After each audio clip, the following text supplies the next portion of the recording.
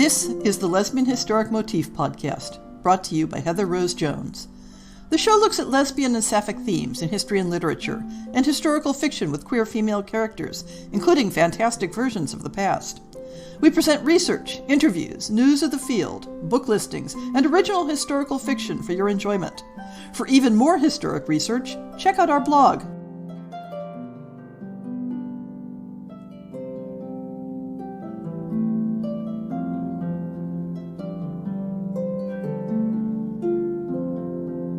Welcome to On the Shelf for July 2021. Pride Month is over, but the pride lives on year-round. Though pride isn't necessarily the goal to aim for. Pride is an interesting concept to represent a social movement. The word has two contexts.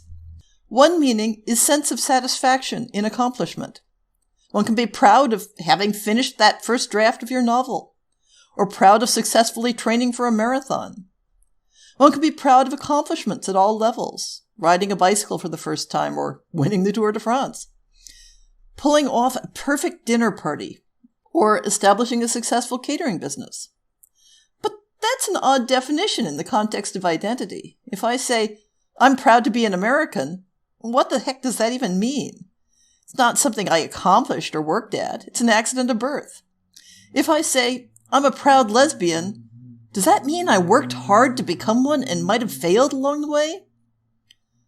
Social movements that use the idea of pride generally use the word in a different sense, as the opposite of shame.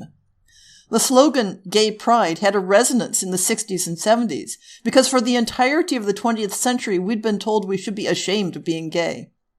It was modeled on movements like Black Pride, where people stood up, took to the streets, and said, "No, I will not be ashamed of who and what I am. I will not accept that my very existence makes me a lesser human being." There are some who argue that identity politics, focusing your awareness and activism around inherent characteristics, is a bad thing. But identity has always been at the heart of social politics. What was new in the 20th century, across very many groups, was the idea that you could reject the political and social oppression turned on you because of your identity, whether that identity was race or ethnicity, religion or social class, gender or sexuality. Identity is a continuing theme in studying queer history, revolving around the Foucaultian debate between queer being something you do versus being something you are. The rise of identity awareness in the 20th century confuses the issue of studying the past. Today, we are so focused on identities, intersecting identities, micro-identities, that we can find it difficult to imagine queer people in the past not sharing that same sense of identity, or hard to connect with them emotionally if we don't share that. Identity has its limits as an organizing principle. One failure mode is difficulty identifying with people who don't share our same openly defined identities. Another failure mode is found in experiencing pride as the flip side of shame. It should be clear that the goal of pride movements of all types should be the elimination of even the suggestion of shame. When there is no longer shame, there will be no need to counter it with pride. Then we can focus on the other sense of the word, pride in accomplishment, when artificial barriers and restrictions no longer stand in our way. If you've already signed up to attend the online Golden Crown Literary Society conference, or you've been thinking about it and need a little push, I'll be participating in a panel I suggested on why authors write historical fiction, what the telling of stories set in the past means to us, both as writers and as readers. The conference is spread out over multiple weekends in July, which makes participation easier for those who can't or don't want to take time off work for it. The history panel, Yesterday Once More, The Uses of Historical Fiction, is on Sunday, July 25th at noon Eastern Time. Check out other programming and think about taking this opportunity to attend. Online conferences are really changing access to events, although there are some parts that don't translate to the virtual experience. There's a link to the conference schedule in the show notes. So the blog. Yes, the blog. Can I retroactively declare that the Lesbian Historic Motif Project blog is taking a little summer vacation? Because that seems to be what's happening.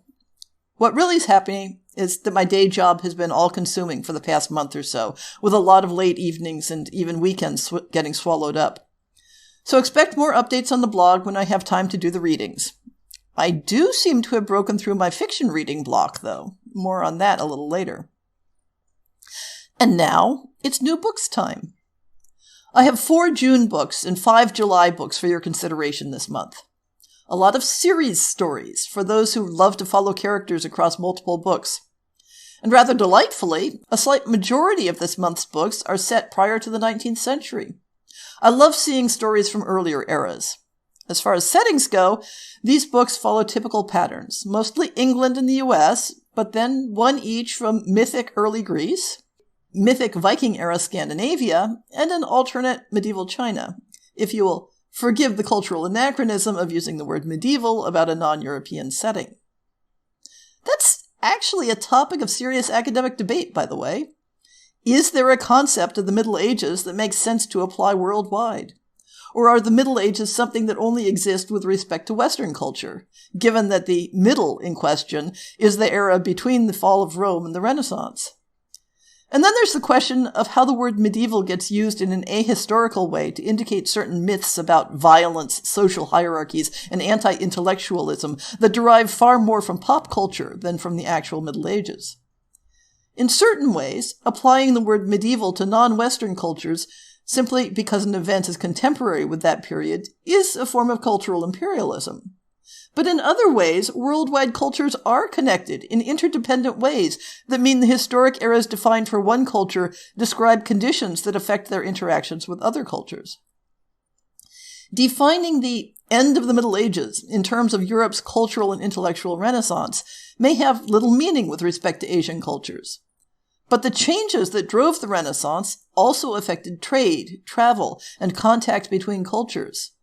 And on a more questionable side, marked the start of Western colonial expansion. So, getting back to the start of this digression, while describing a story as set in medieval, quote-unquote, China may not be useful in describing what was going on in Chinese culture itself, it does situate the setting of the story with respect to waves of contact, trade, and influence that are relevant to that setting. But this is a digression. I'm not really here to teach world history. My goal when describing books is much more simple. I want to let readers know what to expect. I want to let you know whether you're getting ordinary history or a mythic history that might include demigods and supernatural creatures. I want to give a sense of how closely the story sticks to cultural settings and attitudes that we have solid evidence for, and which ones use a historic setting as a jumping-off point for what-if stories, even if there are no overt fantastical elements. Some stories are set in a solidly envisioned past set with people, events, and locations that aren't in the history books. Others invoke real events and people while telling stories about them that, as far as we know, never happened. And everything in between. That's one of the reasons it's hard to define which books I include under the Lesbian Historic Motif Podcast, and which I decide don't fall under our scope. My approach to the borders of historical fiction is in many ways a feeling, a flavor, rather than a set of rules. It results in some inconsistencies. In general, I don't include books set in secondary worlds, but I do include books set in a fictional analog of a real historical culture. The core focus is on purely historical settings, but I'll generally include stories with settings that historic people told stories in. Several of the books this month fall in that category, telling stories about mythic Amazons of ancient Greece or adventures out of Arthurian legend. Just as the historic part of the podcast scope is rather fuzzy around the edges, the lesbian part can get equally fuzzy. And I don't mean just because I use that word to stand in for all types of sapphic characters. This month's books include several where a person assigned female is being read as male by the other characters on a long-term basis. There's a long-standing tradition in lesbian historical fiction to use gender disguise as a trope for drawing on the wealth of heterosexual plot types. But not all such books intend to tell sapphic stories, and not all such characters understand themselves to be women in disguise. The tricky part is that it isn't always easy to determine the author's intentions from the available publicity materials about the book. And quite frankly, you can't always rely on how the book is tagged in Goodreads or Amazon. I lean toward being inclusive, not because I'm discounting transgender aspects of the stories and characters, but in part because I can't always tell how the character identifies, and in part to honor the deep intertwined histories of lesbian and transmasculine experiences. So, for example, among this month's books, we have a character who is read universally as a man, who is referred to in their own point of view scenes with male pronouns, and where the author has tagged the book as having a lesbian relationship, and included hints about the character being not who he says he is. In another book, the protagonist's backstory includes taking on her dead brother's identity and thereafter being read as male. But in the book's publicity materials, including the title, the character is referred to with female pronouns. In another story, a woman takes on a male identity specifically for economic reasons in the American frontier. I have no interest in trying to draw sharp dividing lines around gender presentation to determine which books get included in this podcast and which don't. But you may have noticed that I generally point out my uncertainty and try to avoid applying labels that the author might not have intended. So, what are this month's new books? June brought us 4 books set across a wide swath of time, all set within Europe. The Women of Apasas, Amadzi Warriors and Queens No. 1, self-published by Elizabeth Rain, features an Amazon warrior and a refugee priestess from Crete who are drawn together by fate and desire. Love, duty, and distrust set a difficult challenge for them. Viking Quest, self-published by Adele Lane, unsurprisingly takes on a Viking-era setting. Sea voyages, battles, and treachery all feature in this romantic adventure between a princess bent on revenge and a damsel in distress seeking her freedom. Lie With Me, self-published by Patricia Spencer, is one of the gender-blurring stories I mentioned earlier. To all appearances, Julien Davenant is an exiled French nobleman fleeing the terrors of the Revolution. But Davenant is also a contradiction. A dandy who adopts the fashions of the sans-culottes. An anarchist bent on acquiring the property of the widowed Countess Wyndham. A recluse who invites the young countess into his home.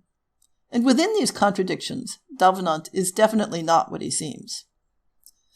I'm going to confess I get frustrated with books that combine tags for lesbian romance with a superficially heterosexual plot description. I'm going to trust the author's description that Davenant is in gender disguise, but not male identifying, and I'm going to trust that the story handles gender-crossing motifs with awareness and sensitivity. I wish it was available somewhere other than Amazon, so I'd be inclined to find out for myself.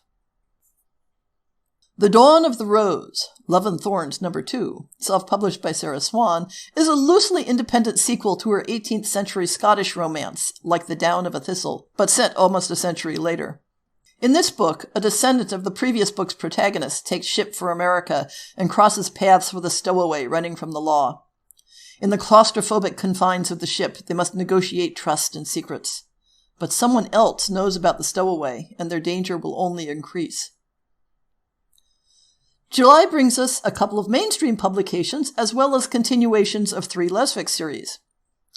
For those who enjoy sweeping epic fantasies, check out Shelley Parker Chan's She Who Became the Sun from Tor. In the 14th century, in Mongol-ruled China, a young girl claims her dead brother's identity and the great destiny that was foretold for him. Zhu has a will to survive, and the fortunes of war turn survival into much more. There are sapphic themes in the book, though it certainly isn't a romance, and Zhu's gender crossing doesn't align closely with modern concepts of identity. But if you're in the mood for a chunky epic, this may be your lucky day.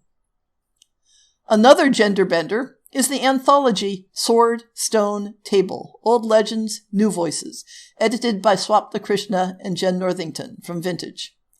A collection of gender-bent and race-bent stories from the Arthurian mythos from names such as Roshana Chakshi, Maria Devana Headley, Ken Liu, Sylvia Moreno Garcia, and Nisi Shawl, just to mention the authors I've enjoyed fiction from in the past. The original Arthurian stories were far more diverse than you might think, but this collection celebrates that diversity in new forms. I have to confess quite honestly that I don't know for certain whether any of the stories is specifically sapphic, but I think it's a good enough bet to include in this list. Kim Pritical's Winter series from Sapphire Books gets a 3rd volume, Justice won, following two chance-met allies on a train heading for California. But their journey, and perhaps their lives, hit a snag in the town of Winter, Colorado, and the lives that had begun to be braided together may be torn apart. Renee Dahlia's self-published Great War series also gets a third volume, Her Lady's Fortune. In the aftermath of World War I, wealthy philanthropist Priya Hoek can only realize her project to assist war widows by accepting a partnership with Rosalie Sanderson, the determined head of a banking dynasty. But Priya and Rosalie have met before, for one glorious and disastrous night in the time before the war. The ache of that wound may derail their project before it even starts. The two previous series books look like they stand alone fairly well. But Murder and Gold, Cantor Gold No. 5 by Ann Apteker from Bywater Books, may appeal more to continuing fans of the series. For quite some time, Cantor Gold has been navigating the hazards of a criminal career in mid-20th century New York. Dead bodies aren't exactly a surprise for her, even if one of them is one of her recent one-night stands. Nor is she any stranger to becoming a target of the police investigating the murders. But new currents are stirring in the 50s. Homosexual organizations are becoming visible and vocal, and that complicates Cantor's understanding of her own identity at a time when she can't afford to be distracted. And what am I reading? I hinted earlier that I seem to have broken through my reading block at last, and about time, after well over a year of having a hard time turning the pages. In the past month, I've actually managed to finish 4 books, though only half of them have sapphic themes. Alyssa Cole's contemporary Runaway Royals series features How to Find a Princess, in which two women with difficult personalities clash over the possibility that one of them just might be descended from the mysteriously disappeared queen of a small Mediterranean kingdom. I loved the way Cole handled the two women's quirks and damages, and how they gradually came together. I was a bit less enamored of the surprise twist at the end, but you may enjoy it more than I did. One of the things that's helped me get back into reading fiction is picking up physical books rather than trying to read everything on a screen. I stare at screens entirely too much as it is, and for the last year most of my socializing has involved staring at pixels as well. So maybe I should have tried physical books a bit earlier. Goodness knows, I have an entire bookcase of untouched volumes that I've been accumulating over the last couple decades. But since I mostly buy ebooks these days, that means my hard copy reading has been older publications. I've finally read Emma Donohue's collection of refashioned fairy tales, Kissing the Witch. Collection isn't quite the right word, since it's actually a set of chained stories, sort of like the stories in the 1001 Nights, in which each story ends with the protagonist asking a secondary character what her story is.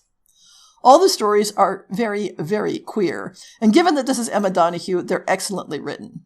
It was actually hard to put the book down and not finish it in a single gulp. They were that addictive. My other paper read is from a Jane Austen-themed murder mystery series by Carrie Bebris, with Mr. and Mrs. Darcy from Pride and Prejudice playing the roles of amateur detectives. Many other recognizable Austen characters wander through the plot.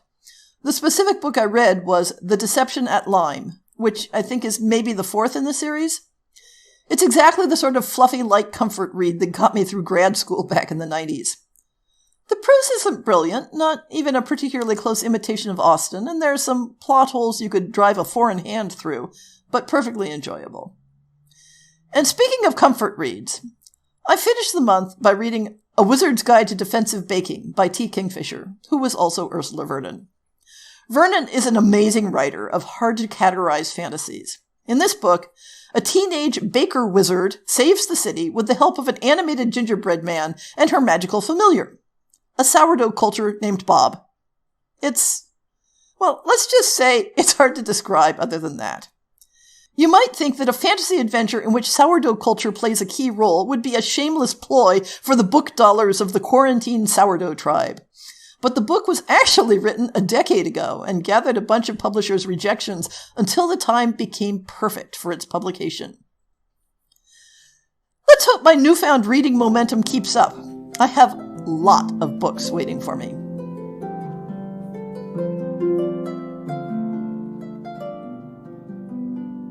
I hope you've enjoyed this episode of the Lesbian Historic Motif Podcast. See the show notes for links to people and topics. Most shows will have a transcript linked as well. If you have a book announcement, a topic suggestion, or might like to appear on the show, please drop me an email. If you enjoyed this podcast, please rate it and subscribe on your favorite podcast app, and consider supporting our Patreon.